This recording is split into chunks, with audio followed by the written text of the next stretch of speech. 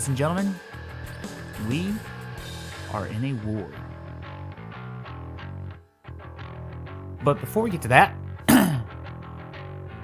I am the uncancelable Jonathan Snyder, and this is the Grumpy Snail Podcast. And this is usually Scotch, but today I thought I would go a little American. So we've got some Tennessee whiskey in here, which is actually really good. Very sweet.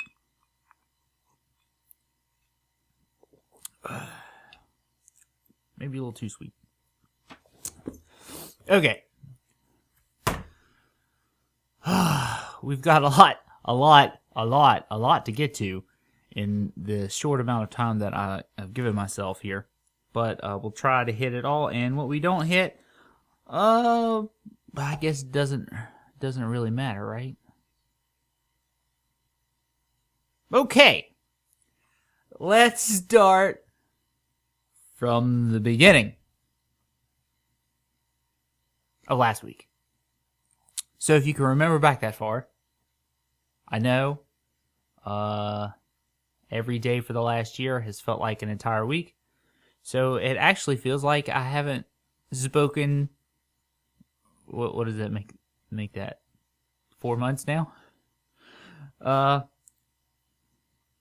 So the publishing company for Dr. Seuss, well, the parent company that owns Dr. Seuss, decided that they were going to stop printing 6 of the books for Dr. Seuss, stating that the reason was something along the lines of some of the pictures were racist or deemed racist or depicted negative stereotypes. Not quite sure how that could be, considering Dr. Seuss draws made-up characters and writes rhymes with made-up words. But the company decided they didn't want to print those books. That's fine. That's fine with me. The company can do whatever it wants. Progressives said it was good. Conservatives said it was bad. Because it's like cancel culture. We say a private company can do what a private company wants. It's a private company. They own those books. They can stop printing them if they want. Okay, fine. I don't really care. They're books I've never read. They're books I'm not interested in. And, so didn't care. Then online sites like eBay and Amazon decided that they weren't going to sell them or allow anybody to sell them on their site. Okay. Private companies again, I guess. I mean, it's getting a little odd. You're not allowing these books to sell, considering that the second that the company announced they weren't going to sell them, the prices skyrocketed into the thousands of dollars for a single book. Okay, fine. It upset conservatives even more, saying that it was fascism. And people like Trevor Noah from The Daily Show criticized them. It's not fascism. Okay, private companies again can't sell. Okay, fine. Again, I don't care. Don't read the books, whatever. So then libraries and schools decided that they were going to pull those books. Can't read them. Can't get them. Okay, so now the government's getting involved. So is it still not fascism? If it's not, comment down below.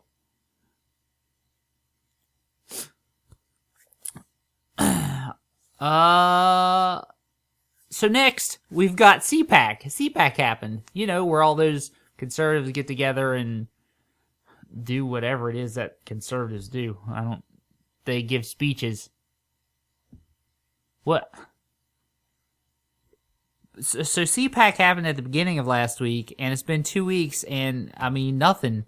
There's no point has come of this, except that finally Trump got out and said some things, which didn't matter because, I mean, even though he's been out of office for 2 months, the press is still trying to find any way they can to talk about Trump. I don't. Guy's not president. Biden's president. Trump has no power. He's just a person. Just some person. It's funny that I say that because I'm going to get to something about power later. Probably, maybe. I don't know. But anyway, so after CPAC, people like Alyssa Milano and some other progressives, I guess, that are on some crazy conspiracy websites or something, decided that the stage was in some sort of Nazi symbol, and then condemned CPAC and the Hyatt place, which was the hotel that the CPAC convention place was taking place at. And I mean, really, like, the CPAC organization hired this private company to build this stage, and so this private company that built the stage just absolved itself of responsibility for this Nazi symbol. And nobody cares. Okay. Then we started getting the very first of the Cuomo allegations, sexual harassment. Which for some reason people in the left decided that now we're going to pay attention to Cuomo. I mean, it wasn't enough that he killed 15,000 old people in his state. That's no big deal. But he kissed some woman's hand and he's got to be kicked out of office.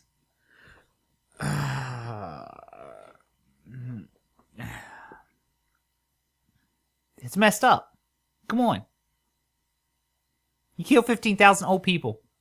Kill 15,000 people, period. Should be in jail, for killing people. At the very least, instituting policies that kill people.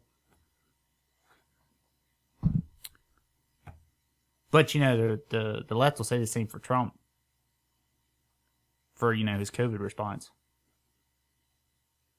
Or his lack of COVID response. Even though, back in January, before there was a COVID response, he was already limiting travel from places like China and Europe. And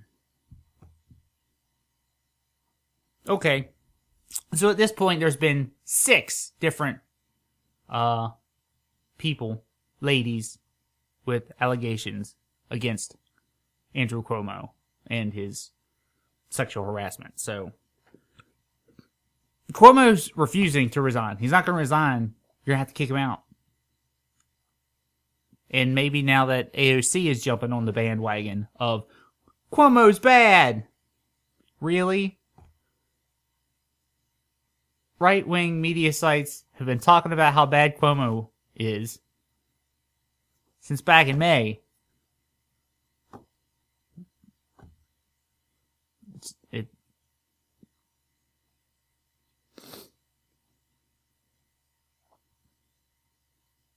So we've got the George Floyd case actually taking place now. They've charged the main officer that they're alleging is responsible for George Floyd's death. They're trying to charge him with, I believe, second and third degree murder and manslaughter, I believe. They have to believe, yeah, that's what it is. There was breaking news yesterday. I think it was yesterday. It was either yesterday or the day before yesterday, where where the city had settled with the George Floyd in the civil case, I believe, for some upwards $22 million or something. I'm pulling that number out of my butt. I know it's in the millions. I just don't remember what it is, and that, of course, goes to the George Floyd Memorial Estate, whatever stuff, which apparently will there's an autonomous zone around the George Floyd Memorial, and it's been there for a while, and it's now just being reported on, I guess, since there was a kid or something that got killed. I'm not entirely sure on that. The reporting has been pretty small on that. So yeah, there's some riots taking place already, and the one of the first things they did before this trial even started, before they even started picking jurors for the trial, they erected barricades and called in all these police people, and I believe the National Guard's been called because they expect riots. I don't know why they would expect why who would be rioting over this? I mean, maybe some peaceful protests, but I don't see why you need barricades for peaceful protests. I mean, they didn't have barricades for the other peaceful protests that took place last year. The peaceful protests that broke into riots that caused hundreds of millions of dollars worth of damage.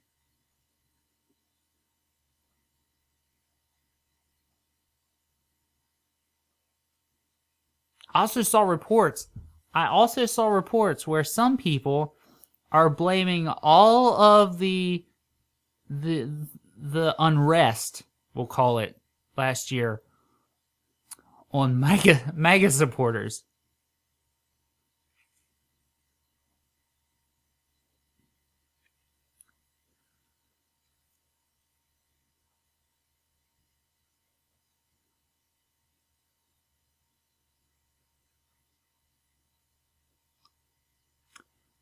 So while all this is going on throughout the last 2 weeks, there's this crisis. Are we allowed to call it a crisis? I don't know. Do we need to ask Jen Psaki if we can call it a crisis? This thing that's taking place at the border? Where we're having the largest influx of we'll call them illegal immigrants, maybe? Or maybe they're legal immigrants. I mean, what is legal and illegal? I mean, it's illegal to drive above the speed limit, but if the cops don't pull you over, is it legal?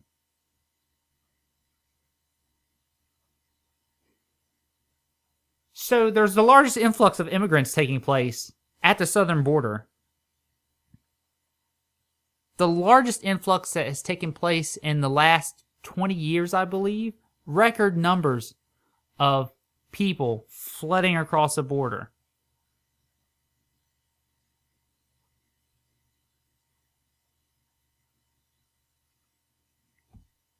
And, I mean, we're just now reporting on it. The White House is trying not to say anything about it. They're ignoring it. Biden, who swore to end the kids in cages that, were the result of Trump's dastardly immigration policies, are not only still there, but the Biden administration opened up a whole other facility that Trump had closed down because we had, fixed some of the child problems, but not quite all of them, but some of them. But he opened up a whole other facility again, reopened it. Because they knew this would happen. They knew there would be an influx because basically we rolled out the red mat and said, open house, come on in. It's okay. Doesn't matter if there's a pandemic. I mean, it does matter. Shh. Come in. So there's a record number of people coming across the border.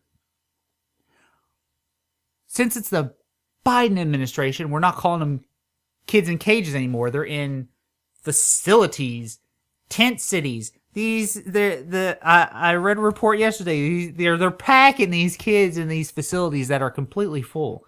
Now, of course, they're saying it's okay now because, the COVID's kind of winding down and everything, even though they're testing some of these people and they're testing positive and they're just releasing them out into the country, into random places across Texas and New Mexico and Nevada. They're just, releasing all these people. Some they're testing, some coming back positive, and yet they're going to condemn the governor for opening up Texas and just opening business. I mean, I understand how the politicians are going to lie to the public, because that's what politicians do. They just lie. They just, but any person that can think just a tiny bit can see that there's a problem here, and the administration is ignoring it. And I don't understand why some people aren't seeing this.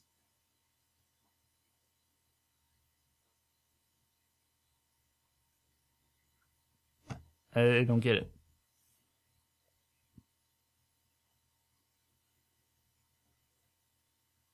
And there was probably a lot more things that took place, but this entire week, the news has been plastered with this stupid Meghan Markle royal family nonsense. Really, this is what we're going to talk about? I just went from this immigration crisis at the border, and everybody's going to be upset about the royal family.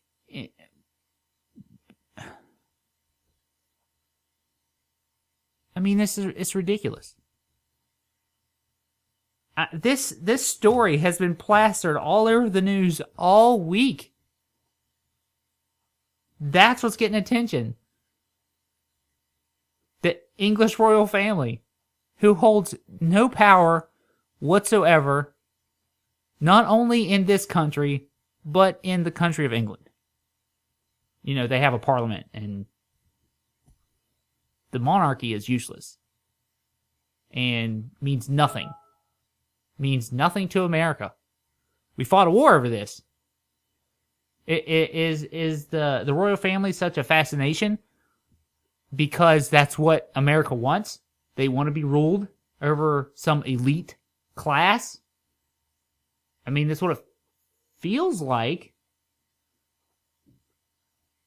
Just, 2 days ago, Joe Biden came out and said that in the coming days, they'll announce what we're allowed to do and what we're not allowed to do according to CDC guidelines, referring to, the COVID situation.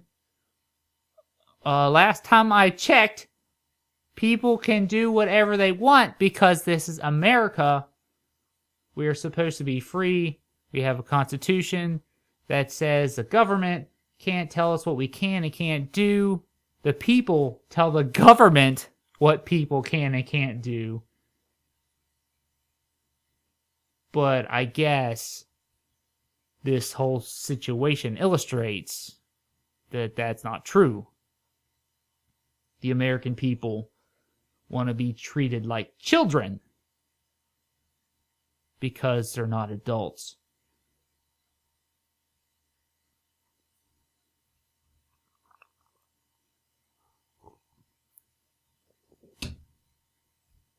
The COVID relief bill, I'm sure it had some HR number. I don't quite don't remember what it was, but it passed. Joe Biden signed it into law on Thursday, I believe.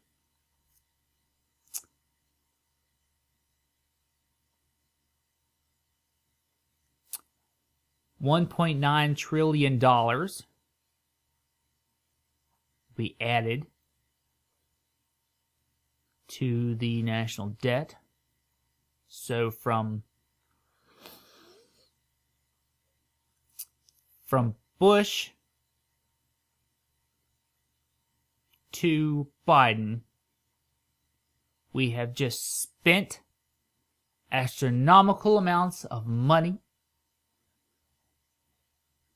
upwards of numbers we can't fathom because they're so large. And I've seen media reports that this bill is going to cure poverty. Poverty.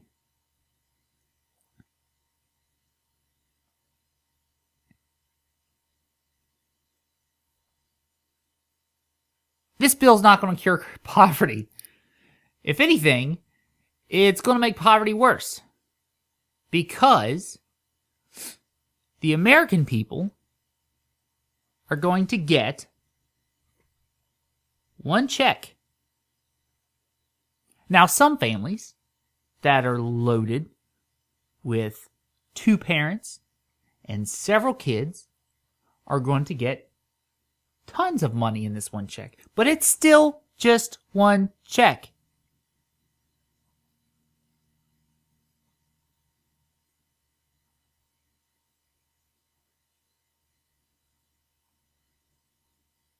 And with that one check, you're going to see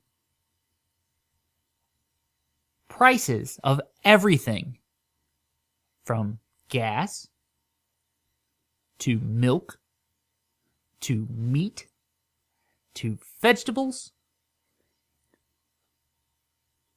to just all consumables skyrocket. People are complaining that gas has gone up 70 cents, average 70 cents since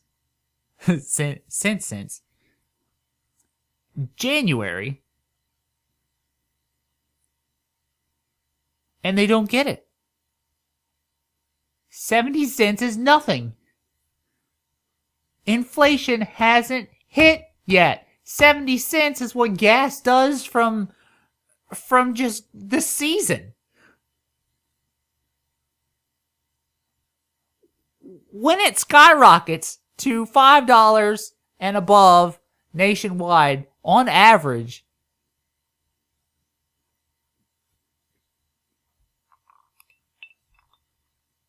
let me know how your $1,400 check goes.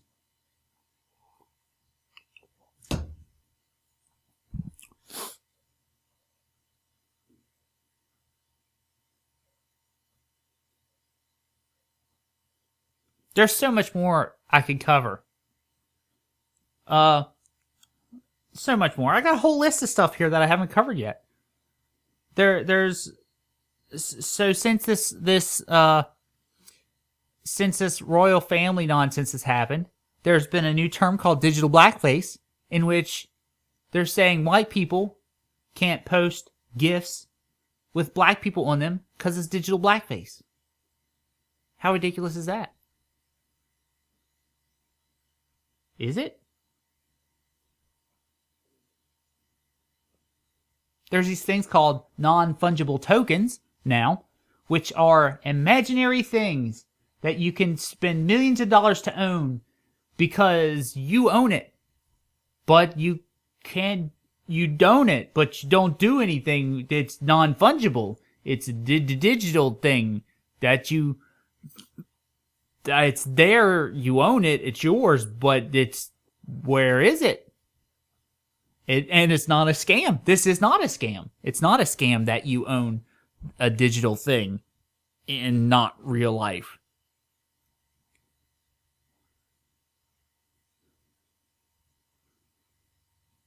But this is a big deal. Oh, it's so cool that you can spend money on this non-real life thing that will not feed you or clothe you or house you. And if for some reason the digital world went bye-bye, all the real money that you spent on this non-physical thing is gone.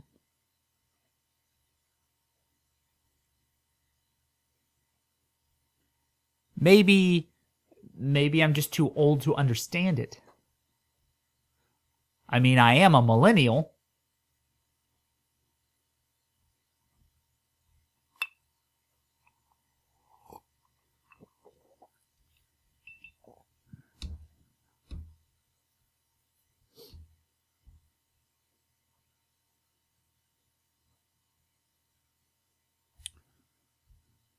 There's a couple podcasts I listened to this week. One was Megyn Kelly, and it was an interview she did with Larry Felder, who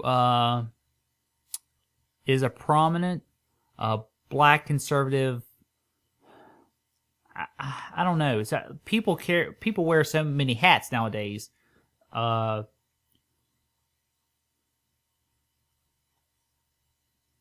Let's say spokesman, black conservative spokesman, which there's a lot of, unless you're progressive, because as Joe Biden said, if you don't vote for him, you ain't black. So maybe they're not black. Anyway, he was on Megyn Kelly discussing this film that he produced called Uncle Tom. It is available to view on Amazon Prime. I recommend that if you have an Amazon Prime account that you go and view it. There was also a podcast that took place in the last 2 weeks, I think. I do believe. Maybe it was before that.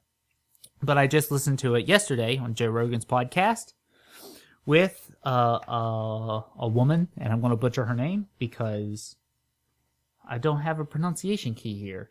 My producer didn't do his job.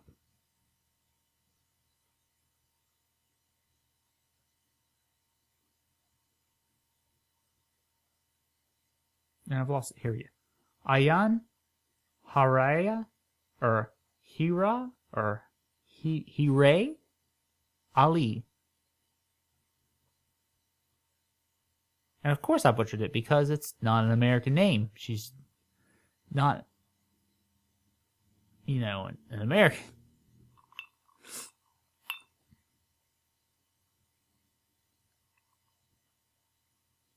She has this great story and this book that she just published called Pray, which is about immigration, Islam, and the erosion of women's rights. So, I listened to the podcast. There was a strew of very interesting subjects, including her kind of boiled down life story. And it's very interesting. I recommend you listen to Joe Rogan's podcast. I recommend that you read her book. I haven't read it, but I'm thinking about looking at it.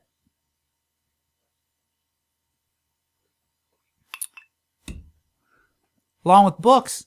So, sometime, I don't know when it happened, but at some point, the banjo player for the Mumford and Sons band read a book. I bet you didn't know that there was a band called Mumford and Sons. And if you did, I bet you didn't know they had a banjo player. And if you knew that, I bet you didn't know that he could read. And if you did know that, I bet you didn't know that he said that he read this book and said he liked it. And because of that, he got a bunch of shit for it. And he apologized. And now probably isn't the banjo player from Mumford and Sons.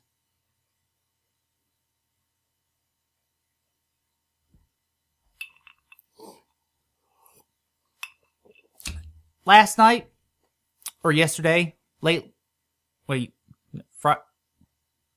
gosh, it's hard to tell my days. Friday, the Congressional House passed H.R. 8, which is a universal background check for firearms. The majority purpose of this bill is to cut out all those gun show loophole type laws in which someone can purchase a firearm without a background check. The House passed it. The House is also passing, or has passed, I'm not sure, H.R. 1, which is a resolution to completely overhaul the entire federal election system.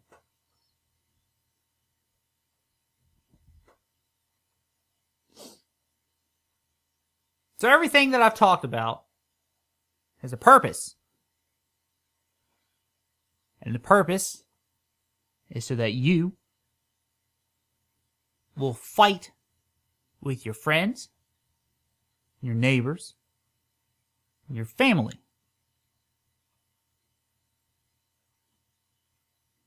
Abraham Lincoln once gave a speech in which he said, "A house divided against itself cannot stand." And that is the point. The point is to divide the country by class, by race, whichever little subgroup that you can think of.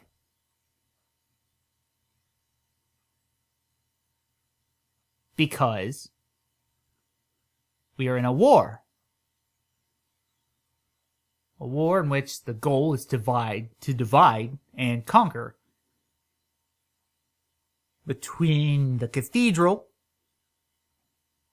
and everyone else. That's why the gun legislations are being passed. That's why money bills are being passed. That's why H.R. 1's being passed. Because once the agenda is done, the people are going to finally, maybe, wake up and realize that they don't like the things that they voted for. And then we'll vote against it. But it won't matter because H.R. 1 is passed. And 16-year-olds are registered to vote.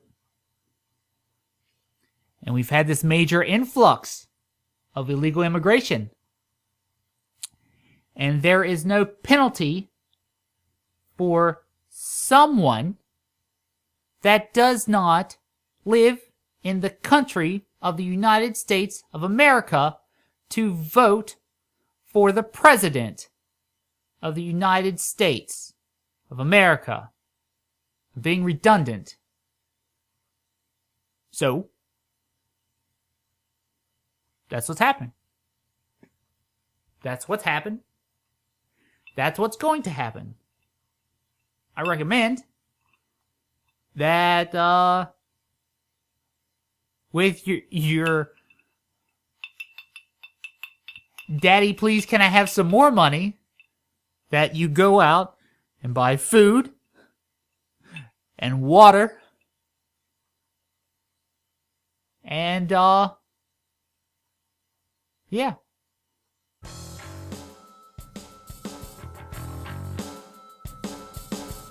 That's pretty much it.